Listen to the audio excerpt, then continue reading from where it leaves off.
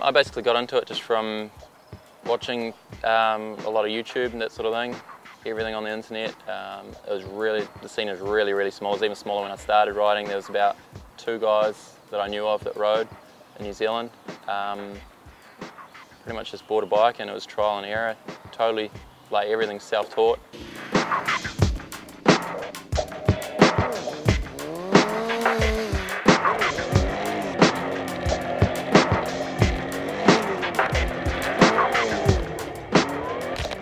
Yeah, seriously, like, it's all just trial and error.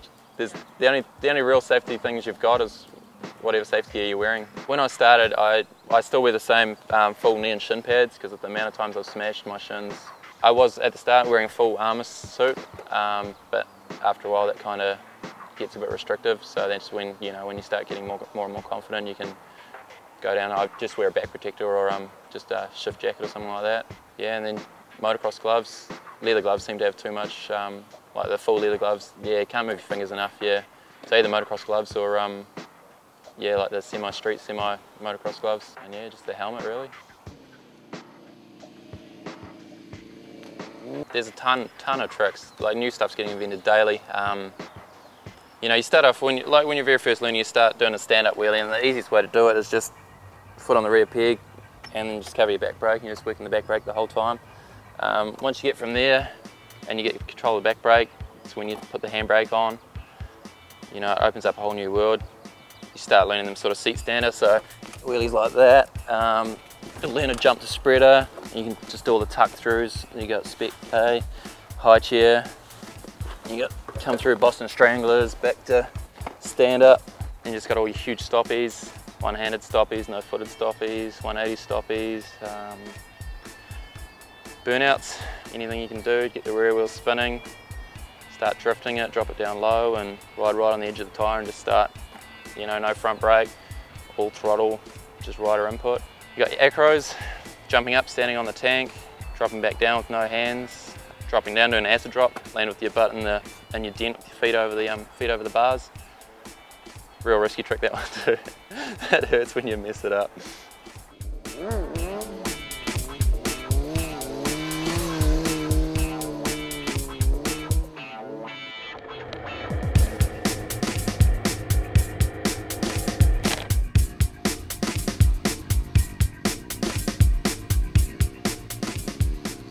Okay, she started off life as a CBR 600 01 model, injected models, so when you throw it back in the wheelies you don't get all the flooding and that sort of thing. Pretty much unbolt everything you don't want, everything that'll break. Started out just by widening up a cage, putting a cage on it, strengthening all the rear foot pegs so they don't snap.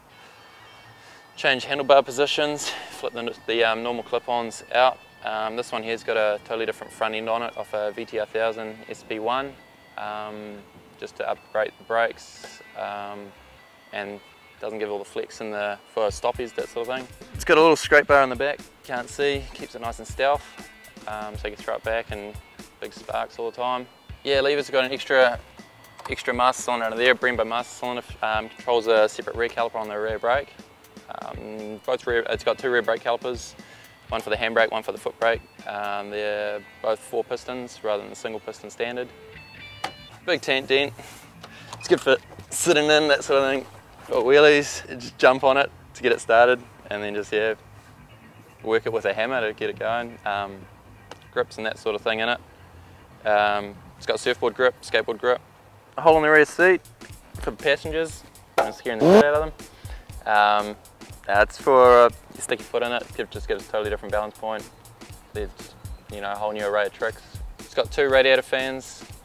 One goes 90% of the time, all on manual switches and that sort of thing. So temperature gauge, you can read it when it's getting too hot. She gets really hot, especially during burnouts. When it's doing burnouts, she starts cooking after 2 or 3 minutes, that sort of thing.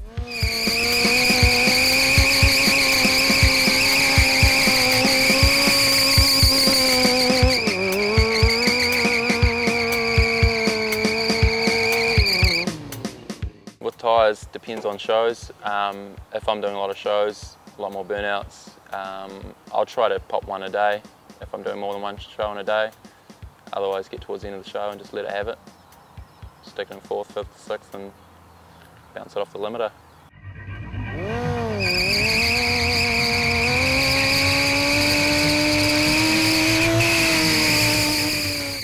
Great big thanks to my sponsors. Stunt NZ is the new company I'm coming out with. Stunt NZ, I'd like to thank Shift Racing, Waikiki Yamaha, Infamous Designs, Edibot Racing, Edibot Streetwear, Demon Energy and Skinks Tattoos. Easiest way to get hold of me or us for shows is either on the Facebook, which is facebook.com/StuntNZ, or stuntNZ.com, which is going to be released really soon.